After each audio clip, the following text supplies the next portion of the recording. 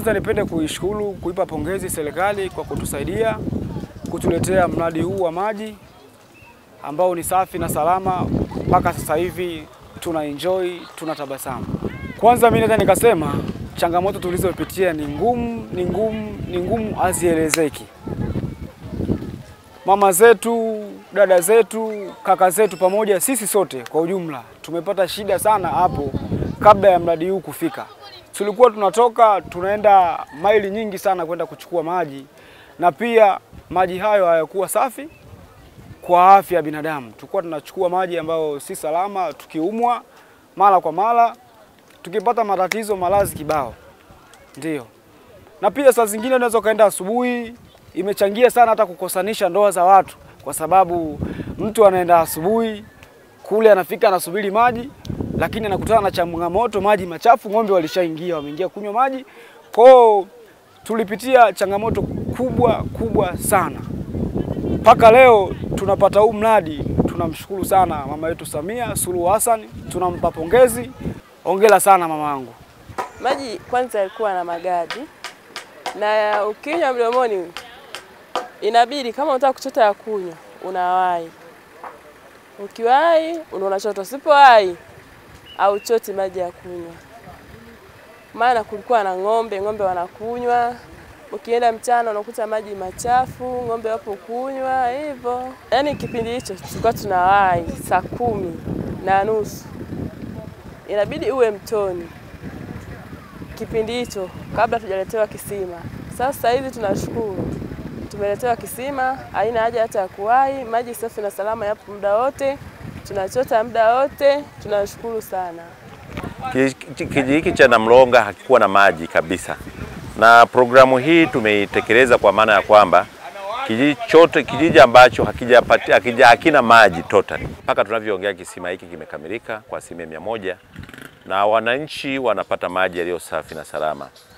Lakini pia katika kisima hiki kwa kweli tumepata ushirikiano na wananchi kuhakikisha kwamba wanatoa maeneo yao ambayo yalikuwa ni ya kwao. Kwa hiyo wametoa maeneo bure, kwa maana kwamba serikali iweze kutekeleza miundombinu ya maji na wananchi waweze kupata maji. Lakini kingine kwa kijiji hiki tumepata ushirikiano wa kutosha kuhakikisha kwamba kila kitu wananchi wamejitoa kuhakikisha kwa mali zao, kuhakikisha kwamba kisima kinakamilika. Lakini pia katika programu hii imeweza kufanikisha kwa asilimia kubwa. Kisima hiki na ujenzi wa point source unayoiona hapa nyuma yangu tumetekeleza kwa gharama shilingi milioni 60, ambapo kazi zote, fence na kila kitu kimekamilika. Kwa hiyo wananchi wanachota maji, ambapo kwa bei elekezi kwa mradi wetu wa umeme bei yake ndoo moja haizidi shilingi 40. Shilingi 40 maana yake akiwa na shilingi 200 anapata ndoo zake 5 na kwenda nyumbani. Wananchi wamefurahia sana. Lakini pia nitoe wito kwa wananchi hasa katika mkoa wetu wa Songwe, kwa sababu tunao miradi mingi tuliyoitekeleza. Na tunaona kabisa mheshimiwa, kwa kweli Mheshimiwa Rais ametekeleza kwa asilimia kubwa. Ukiangalia overall katika jimbo hili katika wilaya yetu ya Mbozi, takriban 77% wananchi wote wanapata maji.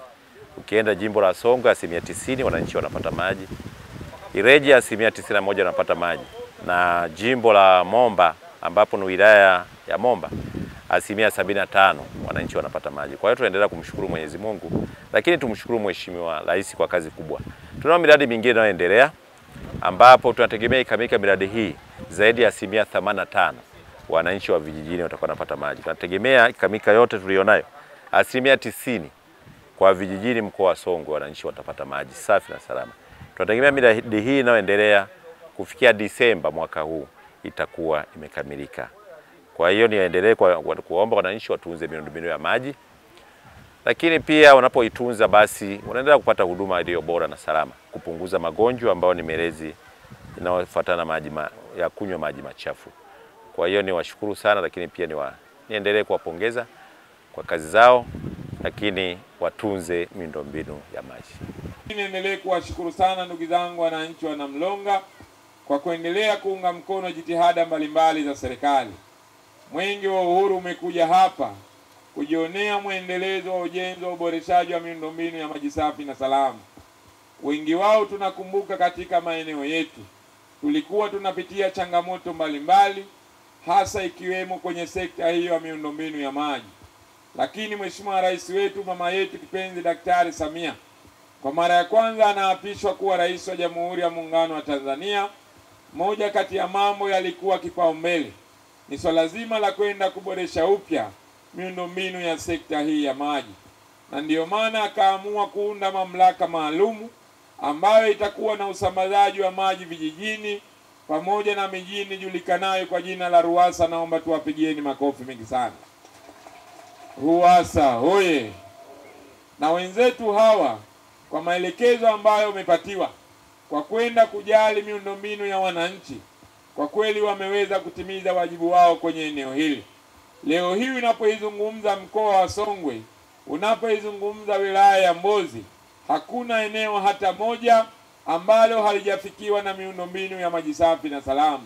Na ndiyo maana wananchi wetu wanaendelea kushirikisha serikali katika mambo mbalimbali ya kimaendeleo. Na eneo hili ambalo tumekuja kwa eneo la Wana na Mlonga, kwa kweli kumekuja kuthibitisha hayo kwa vitendo juu ya swala zima la maji. Naomba tujipigie makofi mengi sana. Maji safi hoye!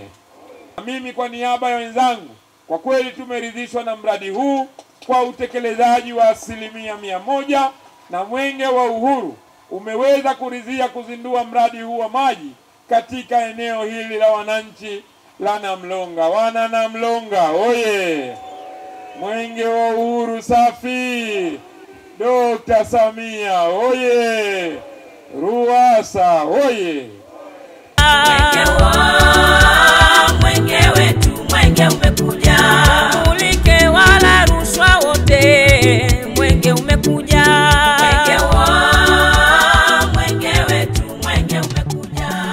Nashukuru serikali kwa kutujengea shule hii ambapo imeongeza idadi ya wasichana tunayojiunga na masomo ya sekondari, ambapo elimu hiyo itatusaidia katika maisha ya sasa na ya baadaye.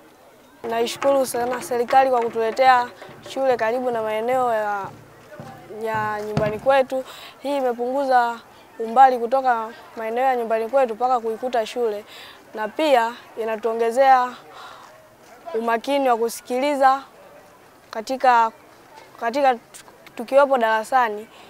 Tunapata kumuelewa sana mwalimu na tunakuwa ni majasiri wa kuuliza maswali pindi ambapo hatujaelewa. Sababu kubwa za kuanzisha shule ni ziko tatu. Sababu ya kwanza ni kupunguza ajali za wanafunzi ambao walikuwa wanavuka barabara kuu ya Mbeya kwenda Zambia. Wanafunzi walikuwa wanatoka upande wa pili kuvuka barabara walikuwa wanapata ajali sana. Kwa ikawa ni sababu mojawapo ambayo ilipelekea kuomba kujengwa shule hii mpya ya Karasha.